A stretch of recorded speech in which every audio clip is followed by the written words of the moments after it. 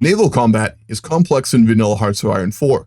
Millennium Dawn adds to this, requiring you to relearn a system many people barely understand in its most basic form.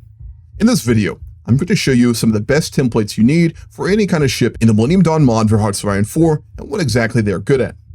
This will allow you to be able to enjoy the naval portions of this fantastic mod without getting overwhelmed if you don't understand what's going on. I'm Hammurabae, let's get going. MD has more ship types than base game, but they can be split into 3 categories just like vanilla HOI4.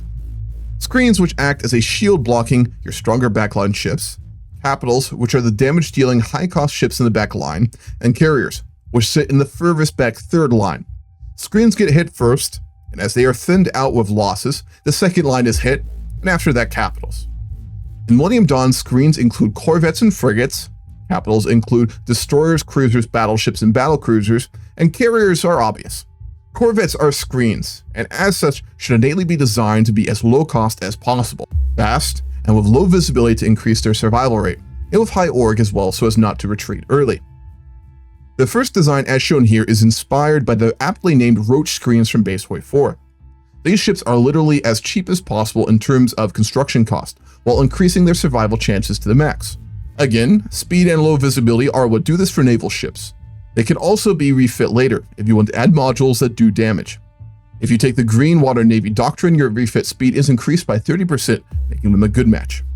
This Corvette is designed to be able to put out some damage, but realize that due to its size, it will never pack much of a punch, and as a screen ship, it's going to be one of the first ships lost in a real naval battle, so don't put too much on there. Torpedoes are the lowest bang for buck you can get, but you can also replace them with light attack if you want to, though I don't really recommend it. Frigates are the other type of screen ship, being larger, having higher visibility, and having more IC costs to produce. What you get for this is 2 extra module slots on the ship and higher base stats. They cost the exact same resource-wise at 5 steel and 2 light metals, before adding modules on top. The first design is a lighter model frigate, very much in the vein of a screen. Its low IC cost is higher than Corvettes, but is able to put out a lot more damage, while being able to survive for longer. You can max the radar to 4 instead of keeping it low as shown here, but that will raise the cost for ships around 5%. The second design of Frigate is a fantastic all-around ship. If you do not want to focus heavily on Navy and build a lot of dockyards, this is what you want to be primarily making. It's very IC efficient and the best value for IC without going for full patrol boat roaches. A fleet of only this is very viable and can contain just about anything besides the US fleet if you make enough of them. Destroyers are generally my favorite type of ship to play in Millennium Dawn. They're capitals, meaning if you have frigates or corvettes in your fleet, they will be protected and hit less often. They are also completely viable just by themselves, and if you only want to build one type of ship the whole game, the all-arounder destroyer is completely viable. This design gives you a bit of everything, putting up a good deal of anti-ship damage for capitals, light attack for screens, sub-damage, torpedoes for anything, and good AA to protect you from enemy air and carriers. You can also switch the sonar module to radar if you want to increase your damage, but be less effective fighting subs. The light attack destroyer is a pure DPS design, which will shred enemy screen lines and do considerable damage to the backline as well. It's a great cheaper option to be able to back up a larger fleet with some extra firepower in the capital line. Cruisers are when you want to start getting into the much larger ships bordering on battlecruisers themselves. These vessels in real life, much like battleships, are a dying breed with the advent of smaller craft and carriers being the primary vessels Navy's all-around build. They're missile-based and designed to take down larger naval craft. In Millennium Dawn, they work differently. The first design here is, again, a screen line killer with some solid torpedo damage and anti-air. A great DPS design which can take a heavy beating all around. The other design is an anti-air design. Anti-air in HOI4 is a misunderstood stat navally. When a plane from a carrier or from air bases attempts to hit a ship in a naval battle, anti-air reduces incoming damage based off of the average AA of the whole fleet and the AA of the ship itself, meaning all ships should have some. Having specific ships designed for anti-air in your fleet is incredibly important as they raise the anti-air average as well as shredding any planes which attack it. This design has nothing but a whopping 112 anti-air. The ship is not as useful as anti-air helicopter carriers as they sit in the third line, getting hit last, as well as being the first hit by planes, meaning they can shoot down more, neutralizing the enemy's air power. However, they are very expensive IC-wise, meaning a cruiser like this is a good budget option in addition to requiring extra research. Battlecruisers differ from battleships in that they are less visible, aka harder to hit, and have less armor. Armor in Vanilla Hearts of Iron 4 is a module that lowers the speed and is therefore pretty bad all around and not really usable. In Millennium Dawn, it's a part of the hull itself. This means you should generally build battlecruisers if you have a modest dockyard count and build battleships if you go heavily into Navy or a huge nation like the US. The first battlecruiser design is a light attack monster, putting out insane amounts of damage while also including a lot of piercing. For screen ships, will give critical hits, aka more damage, and for heavy ships, will actually pierce. The second design is an anti-sub DPS design, which is able to destroy screen lines while also messing up enemy subs and providing a lot of anti-air. Battleships are incredible works of modern engineering. They're also frankly sexy as hell, only comparable in terms of carriers in terms of their raw power and beauty.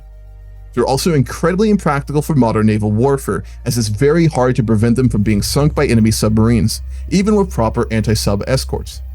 The sinking of Japan's battleships in World War II this way being a prime example. If you're like me, and will naturally make them anyway for the pure joy of watching them destroy enemy fleets, go ahead and try out these two designs. The first is a force of pure unadulterated firepower that when shown to an American will automatically cause them to stand up, start singing the national anthem, and Venmo Lockheed Martin $50. It's got light attack, anti-ship attack, and enough AA to survive a full carrier group. Make this ship at least once. You will not regret it.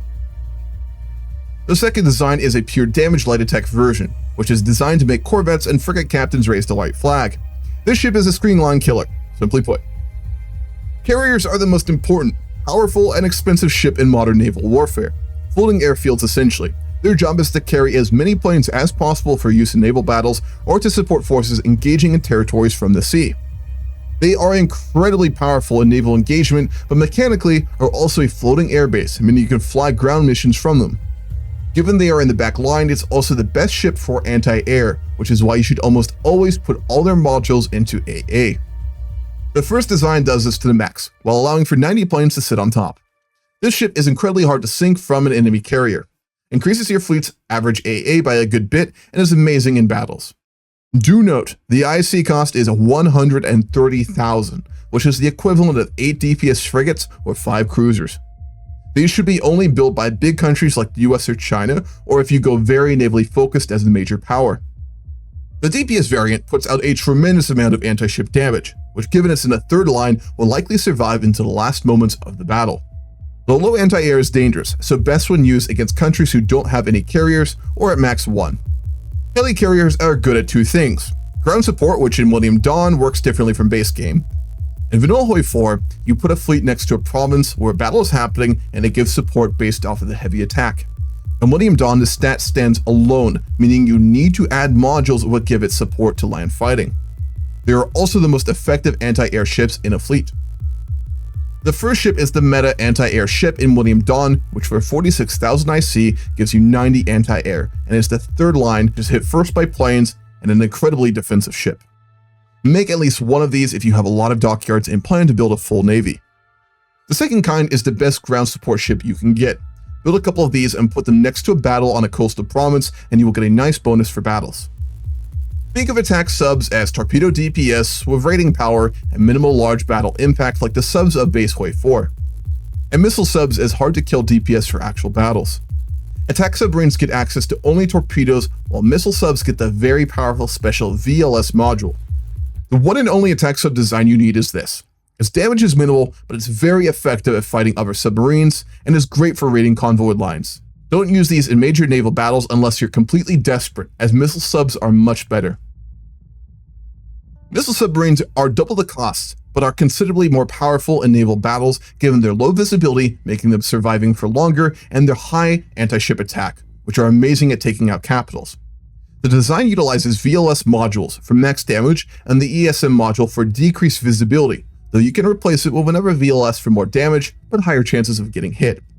If you are not going Navy heavily, or almost at all, and just want a cheap ship you can build and use as an afterthought, make these and take Blue Water Navy Doctrine. They're best used in oceans and deep ocean terrain only. Patrol boats are the new ship type added in the 1.9 update and are based on the vessels used to guard nations' coastlines. They are the poor man's ship. But be warned, if you start building them in MD, you will be forced to endure the humiliation of the US carriers looking down at you with pity. These ships are only buildable if you take the Jean-Nicole doctrine path and make all capital ships worthless to build due to high IC cost. Patrol boats are to be built en masse and should be put into task forces of 60.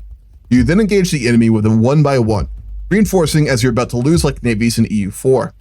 They are also only useful in littoral waters, as oceans make their stats garbage. This design is really the only one you will want, so use it if you plan to make patrol boats. I hope this video gave you a good idea for what templates to use and how. All ship designs can be upgraded with better modules as you progress, as the ones shown here are built on 2005 modules. If you want to get a proper understanding for naval mechanics in HOI4 or Millennium Dawn in general, the guides linked here will give you a good idea. I also have a whole tutorial series on the Millennium Dawn mod, which once watched will allow you to play it with ease. I'm Hammurabae, and I will catch you later.